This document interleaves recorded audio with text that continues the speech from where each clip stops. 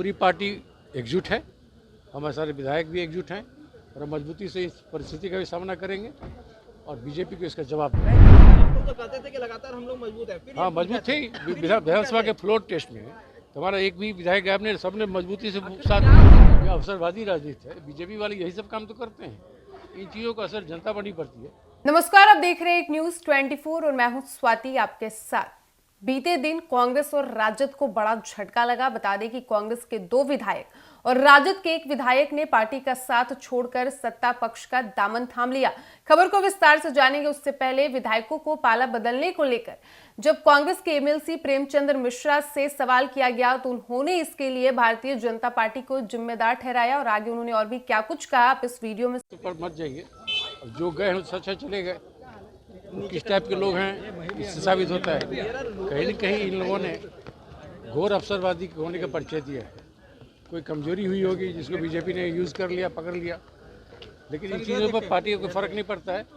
हम पूरी पार्टी एकजुट है, हमारे सारे विधायक भी एकजुट हैं और हम मजबूती से इस परिस्थिति का भी सामना करेंगे और बीजेपी को इसका जवाब देंगे। नहीं, कहा जा रहा था कि 10 विधायक टूटने वाले हैं, 2 चले गए, 8 और भी है लाइन में जो तैयार बैठे हैं। अटकलबाजियों पर मत जाइए। आप लोग तो कहते थे कि लगातार हम लोग मजबूत हैं, फिर हाँ, मजबूत थे। विधानसभा के फ्लोर टेस्ट में हमारा एक भी विधायक गायब नहीं, सबने मजबूती से साथ दिया। यह वजह तो वो लोग बताएंगे जो भागे हैं।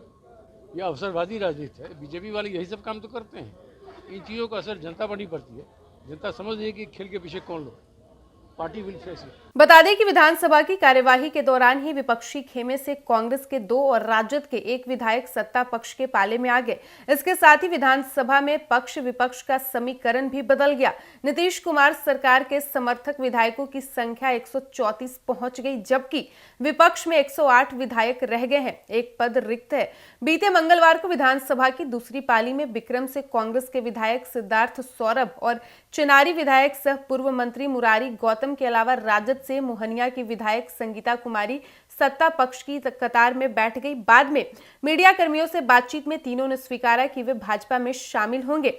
दरअसल दूसरी पाली के दौरान ग्रामीण विकास विभाग की अनुदान मांग पर चर्चा चल रही थी। पक्ष विपक्ष के सदस्य अपनी अपनी राय रख रहे थे।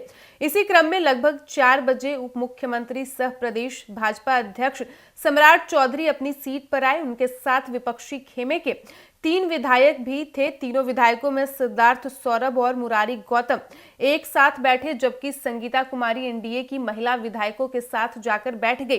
विपक्ष के तीनों विधायकों के सत्ता पक्ष में बैठने पर सत्ताधारी दल के सदस्यों ने मेज थपथपाकर उनका स्वागत किया, तो वहीं सत्ताधारी दल के सदस्य देर तक मेज थपथपाते रहे और विपक्षी सदस्य अवाक रह गए। विपक्षी खेमे से 3 विधायक पहले ही सत्ता पक्ष का दामन थाम चुके हैं। सरकार के विश्वास मत प्राप्त करने के दिन राजद के 3 विधायक नीलम देवी, प्रहलाद यादव और चेतन आनंद सत्ता पक्ष की ओर बैठ गए थे। उसी दिन भी चलते सदन में ही तीनों विधायक विपक्ष के बजाय सत्ताधारी दल की ओर जाकर बैठ गए थे। इस तरह इस सत्र में विपक्ष के अब तक 6 विधायक सत्ताधारी दल का दामन थाम चुके हैं। तो आपने सुना कांग्रेस एमएलसी प्रेमचंद्र मिश्रा को, जिन्होंने कांग्रेस के 2 और राजद के 1 विधायकों को पाला बदलने को लेकर कहा है कि कोई ना कोई कमजोरी रही होगी जिसका भारतीय जनता पार्टी ने यूज किया। साथ ही उन्होंने भाजपा पर विधायकों को प्रलोभन और लालच देकर अपने पाले में लाने का आरोप लगाया। उन्होंने कहा कि जो भी विधायक गए हैं उन्हें जाने दीजिए। अभी हमारे पास जितने भी विधायक हैं हम एकजुट हैं और हम इस परिस्थिति का सामना करेंगे और आने वाले समय में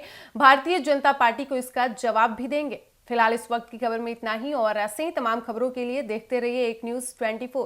वीडियो पसंद आया हो तो वीडियो को लाइक करें, शेयर करें, साथ ही हमारे यूट्यूब चैनल एक न्यूज 24 को सब्सक्राइब कर ले। यदि आप हमें फेसबुक पर देख पा रहे हैं तो हमारे फेसबुक पेज को भी फॉलो करें। धन्यवाद।